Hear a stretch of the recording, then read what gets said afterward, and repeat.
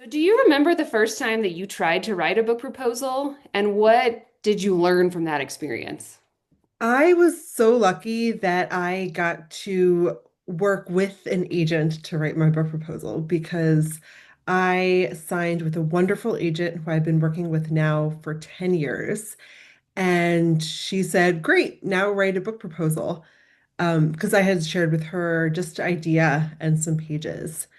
And I had no idea how to do that. Mm, And she sent me a few proposals that she had sold in the last several years. And that sort of became my template as I tried my hand at this completely foreign task. I had no idea what a book proposal even was at the time. hmm And I always feel like if you don't have an agent who often provides samples of book proposals, it can be really hard to get your hands on a well done sample book proposal. It's totally daunting, and I think there's something frustratingly opaque about the publishing industry where it is really hard to get your hands on a really great book proposal for inspiration. And I don't know what I would have done if I didn't have her support. So we're really excited to give people some of that support and pull back that curtain and make it feel a little less intimidating and opaque, and instead go through this process together. Yeah. What's your favorite section of the book proposal to write, and what's your least favorite section? My favorite section of a book proposal, hands down, is the sample chapters where you're just digging into the meat of the book because this is where you get to show off how awesome your book is. And you get to really make sure your writing is sparkling on the page and you express yourself and your idea that you've been writing about through the other parts of the book proposal really comes to life. Hmm That's really hard for me. Um, for myself, the hardest has always been the marketing sections and the parts of the book proposal that do feel a lot more business planny. But I think these are so much more fun to work on with other people because I have actually for my day jobs spent a lot of time wearing a marketing hat and a branding hat, and it's really hard to put on that hat for yourself and hmm your own work, but I find it really fun to put it on for my fellow writers and colleagues and help them kind of show off why they are so awesome and why they are the perfect person to write this book. Yeah, I think that's one of the things I'm really excited to work with you in particular with because I feel like all the classes you do, your approach to your students is so much more about their whole writing life and their whole writing career, you know? And I've taken these kinds of classes before and it feels so focused on this one particular project, but I always felt your classes were different because we could talk about the whole life. You know, what are your larger goals as a writer and what makes you feel good writing and, what kind of writing that you don't like can you tolerate to get to the kind of writing that you do like? And I think that really sets you apart as a teacher. Thank you. I love doing those kinds of big picture writing career work with my students because we can get so bogged down in the weeds so easily of just working on a project, a deadline, and that work is really important. So it's great, but it's so hard when we're all hustling as we are to take that time for the big picture and those bigger dreams and ambitions. And Hmm it's really fun to get to step back with someone and look at where things might be headed and where we can go together to move the needle forward with that. It's my Yeah. favorite thing. Oh, And I think a book proposal is a really good piece of that because even though a book is just one part of your career, it's such a bigger project than any article or any assignment. It's really huge. I oftentimes thought of like assignment or something like we're dating, but then if you're writing a book, it's like a marriage. Like you're in it for the long haul. You have yeah. always going to have this book in the world after you write it. Yeah. It's a really huge piece of investment in time, energy, effort, hmm care. So it's really big. Yeah, that's such a good point. And like with my clients, since I ghostwrite a lot of book proposals, I always tell them that I really want them to think about this book as something beyond one particular agent or one particular publisher or one particular way that this book can come in the world because like you said, you're going to be holding up this book and promoting it for years, you know? I mean, if you do your job, you'll promote it for many years. Yeah. And so if you write it for one particular agent's idea or one particular publisher's list or something, and you don't get response the first time around, I don't want people to be discouraged because the book has such a much bigger life, and the author is really that life behind the book. And so if you're like, this is my baby and I want it in the world and I'm going to make it as I need it, as I want it, as I envision it, and I'm going to find the people to champion it afterwards. I feel like it's a better way to go about the book proposal process than I have this one agent in mind, or I want this one publisher, or I want to be in the big four publishers instead of really focusing on the life of the project. I love that. What's your favorite part about working on book proposals? Well, And the I most love the challenge, what comp. about favorite and most challenging? Yeah, I love the comp Sure. section because You I like the comp section. Yeah, I feel like it's perfect for book nerds because I just get to go look at a bunch of books and figure out how much they sold. And I've over the years I've learned the tools that I need to figure out all this information, and then I get to make a page that's all beautiful with the covers of the books and write a little bit about it, not too much. And I love the comp section because it teaches me about the publishing industry, and I also get to just go read and research books. And I'm a nerd, like we're all book nerds like that, most of us. Absolutely. So yeah, I love the comps. And the hardest section, I feel like the overview, it's a good challenge, because all the book proposals I've done, I have to rewrite the overview a number of times, because Yeah. there are two different takes on the overview. Some agents are like, this should be 2 paragraphs. This is a short little summary, right? But other agents are like, the overview should touch on every part of your book proposal and really make the case for your book.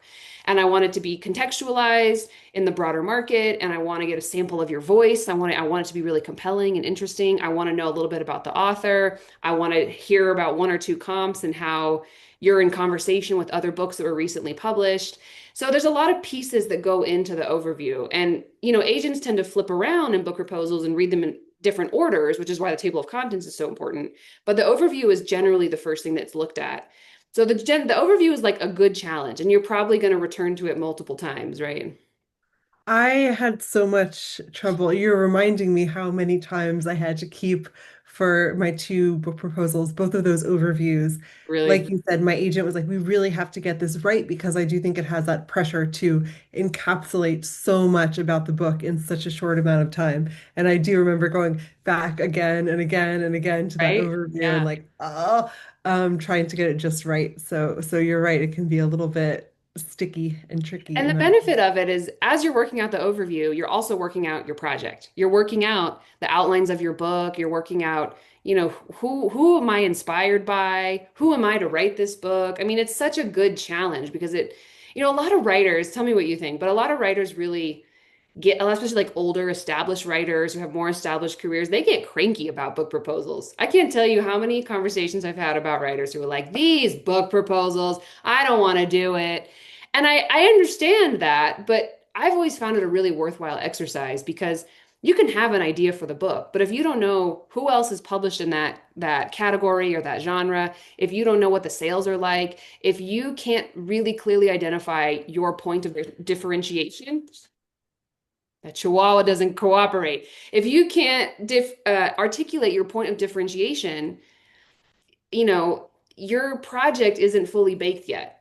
So I like book proposals because it helps me get all the nuts and bolts in line so that I can relax and then focus on the writing, focus on the sample material.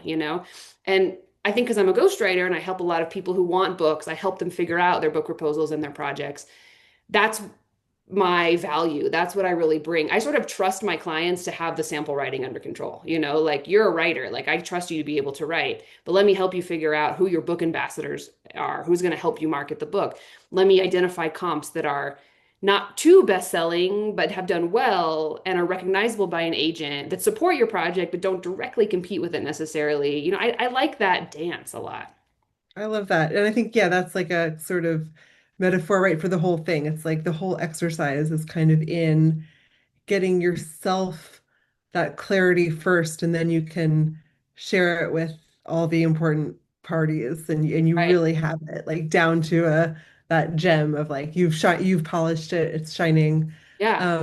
What can I ask you another question? Yeah. What is one thing that you feel like your clients like you wish they knew about book proposals, that maybe there are some misunderstandings or some confusion? Yeah, that's a good question. And this is going to come up many times in our workshop, I'm sure, but I think the platform piece is it can be really intimidating to people, and I think it can be really simplified. Like, how many social media followers do you have? Pick your social media outlet. But what I've learned over 3 years of doing this is platform is a big puzzle piece, and it's so much bigger than that. And you don't necessarily having a social media presence and a platform helps, and someone's going to ask you about that during the publishing, I mean the pitching process. But platform is so much bigger. So, I just worked on a book proposal for two experts basically in the beverage industry. And they have a social media presence, but they don't have a huge social media following. But they're experts. I mean, they have certifications, they have international acclaim, they've written articles about their topic that they're writing their book on. They're very well known in their communities. They have a lot of support of people who do have bigger platforms. So I think the platform is something that you can really massage and figure out, and is so much more than the social media numbers. And I wish more people knew that because I think they would feel more ready to start their book, to figure out what their book project is if they weren't intimidated by that. Yes, I completely agree. It's Yeah. definitely the most agita inducing of all the sections for sure. And I Yeah. think a lot of people have kind of heard, oh, you have to be like a Instagram famous or Yeah. TikTok famous to write a book, and just to say that that's absolutely not true, Right. fortunately, for those of Yeah. us who are not influencers. Yeah. Yeah. Yeah. And I think that, the other thing I wish more people knew to do before they start their book or their book proposal is to start publishing on their topic. Whether Mhm. it's your own Substack, whether it's a guest post in someone else's newsletter, whether it's a freelance art, article with a news outlet, you should already be writing about the thing you want your book to be about, you know? Yes, and those are also really great ways to establish your platform while you're at Yes. it. That's Yeah. right. Yeah. Talk about this workshop. There's a lot of book proposal workshops out there. There's a lot of people who've had success in publishing who want to share with other people how to do it. What makes Dream to Deal different, do you think? I am so excited about Dream to Deal. So we have myself and Kelsey, two warm and experienced teachers and book proposal writers with very different backgrounds. We met in teaching in one of my classes, so I Yeah. love that. I think there's a few things that I think make this class really special. I think you're going to get every step of the way and through every section really thoughtful, hopefully very helpful, very actionable feedback on what you're working on.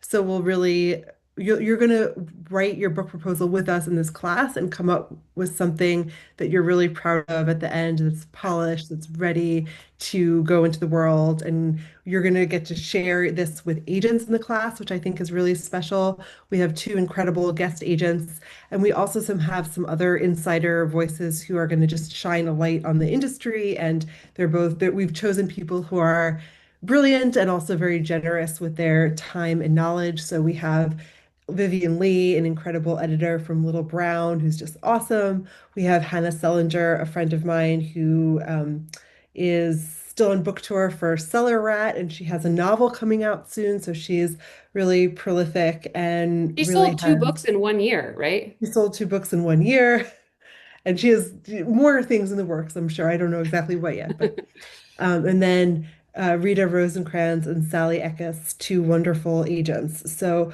we just have this team, like think of these as your team when you join Dream to Deal, because we will all be rooting for you, helping you, answering questions, brainstorming how to get through, the challenges that inevitably arise. And you're going to have this incredible cohort of talented writers also doing this with you to share ideas. And writing can be so lonely, and it won't be Yeah. lonely at Dream to Deal because we're going to be doing this together, supporting each other, talking things through.